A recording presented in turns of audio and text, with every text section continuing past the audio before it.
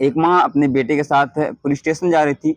जिस वक्त वो पुलिस स्टेशन जा रही थी, वो बहुत ही बेरहमी तरीके से वहां पर रो रही थी, सिसक रही थी। और सिसकते सिसकते जब वो चल रही थी तो ऐसा लग रहा था कि शायद वो माँ ठीक से चल नहीं पा रही है।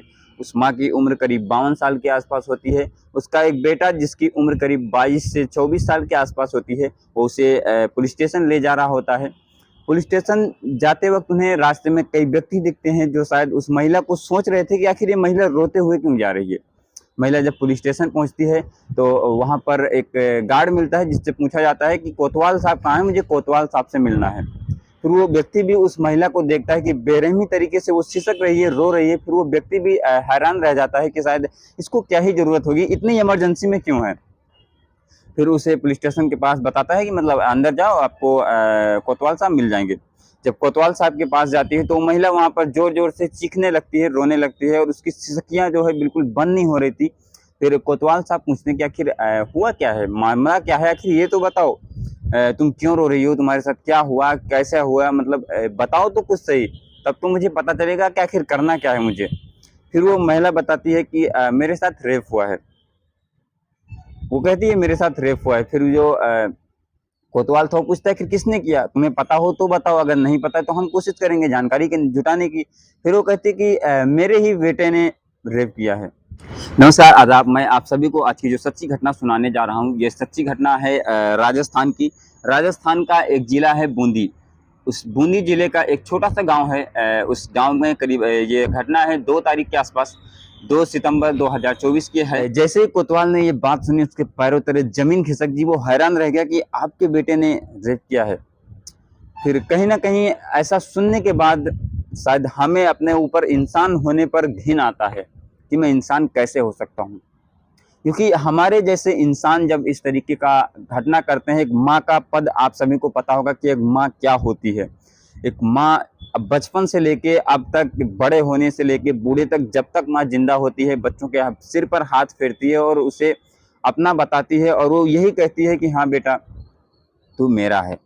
लेकिन एक बेटा जो इतनी दरिंदगी दिखा सकता है, शायद किसी ने सोचा भी नहीं होगा।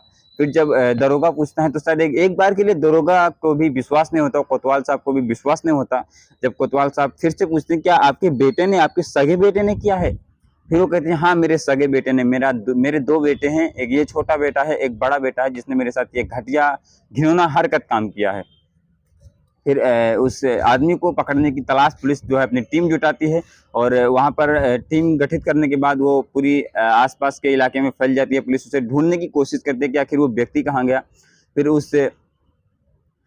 वो जो माँ होती है वो अपने मायके गई होती है, यानी कि अपने भाई के पास, उस बेटे के मामा के पास गई हुई थी, और वहां पर ये जब घर पे लौट रही थी तो ये घटना हुआ।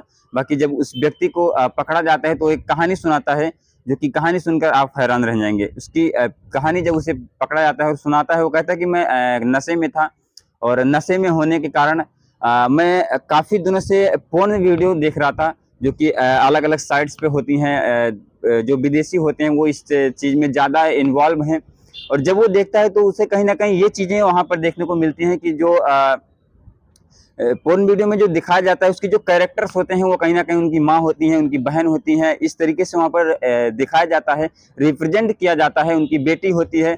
और यही देख देख कर उसकी माइंड में जो था वो सेट हो चुका था कि शायद मैं भी अपने माँ के, अपने बहन के साथ ऐसा घटिया घिनौना हरकत कर सकता हूँ।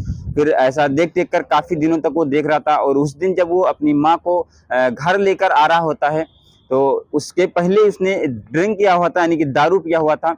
दारू पीने के बाद वो पोर्न वीडियो देखता है। वहां पर देखने के बाद उसके मन में, जब वो उसे घर लेके आ रहा होता है तो उसके मन में वही चीजें, वही गंदे ख्याल जो है आते रहते हैं। फिर उसे कहीं ना कहीं एक सुनसान रास्ता मिलता है। उस सुनसान रास्ते पर वो जो है माँ को खड़ा करता है, गाड़ी रोकता है, और गाड़ी माँ को कहीं ना कहीं ये ऐसा चीजें लग रहा था कि शायद बेटा सोच करने के लिए रुका होगा, या पेशाब वगैरह ऐसा कुछ भी मतलब करने के लिए रुका होगा। फिर जब एक बार बेटा माँ के पास आता है तो उसे लगता है शायद ये मुझे मारने वाला है, मुझे थप्पड़ मारेगा या ऐसा कुछ कारनामा करेगा। लेकिन जब माँ को वो घसीटता हुआ रोड की साइड में ले जाता है, और जब वो घिनौना काम करना शुरू कर देता है, उसके अंग से कपड़े हटाने शुरू कर देता है, तो शायद उसे बहुत ही दरिंदगी महसूस हो रही थी।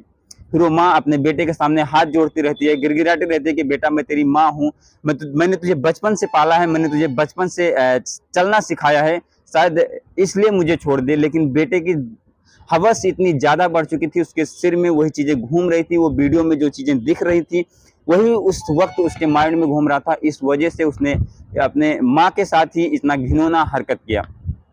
बाकी कहीं न कहीं जो चीज़ें इस तरीके से फैलाई जा रही हैं, कहीं न कहीं इन चीज़ों पर सरकार को भी आवाज़ उठानी ज़रूरी है।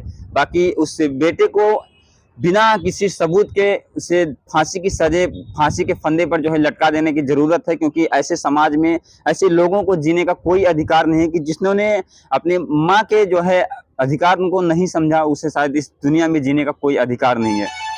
बाकी आप लोगों को ये प्रयास कैसा लगा? बाकी उस व्यक्ति को अभी जेल भेज दिया गया है, माँ को तुरंत हॉस्पिटल के लिए इलाज के लिए भेजा गया और अभी माँ की हालत ठीक है, लेकिन उस व्यक्ति को अभी जेल भेजा गया है। लेकिन जेल भेजने से काम नहीं होगा, उस व्यक्ति को फांसी होने की बिल्कुल अधिकार है। बाकी आप लोग क्या सोचते हैं कमेंट करके जरूर से बताना। इस घटना को सुनाने का मकसद किसी को चोट पहुंचाना या किसी को तकलीफ देना नहीं है, बल्कि लोगों को जागरूक करना है। आप लोग हमारी इस प्रयास के साथ कैसा महसूस करते हैं वो कमेंट करके बताना। हम मिलते हैं किसी नए वीडियो के साथ। जय हिंद, जय भारत।